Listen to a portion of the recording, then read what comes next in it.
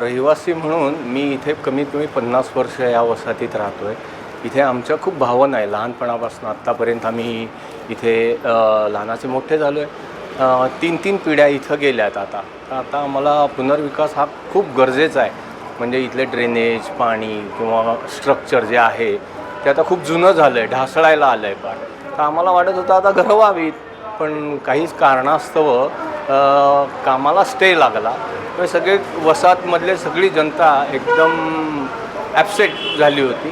तर आता कोर्टाने आणि मुख्यमंत्र्यांनी देवेंद्र फडणवीसांनी हा स्टे उठवून जरा आमचं स्वप्न लवकरात लवकर पूर्ण होईल असं वाटतंय. तर लवकरात लवकर व्हावं हीच इच्छा, बाकी काही हे नाही.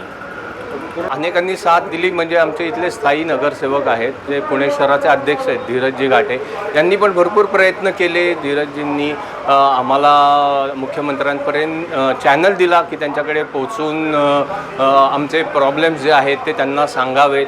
त्यानंतर त्यांनीच तो स्टे उठवला. याबद्दल त्यांचे आणि धीरजजींचे आम्ही खूप खूप आभार मानतो.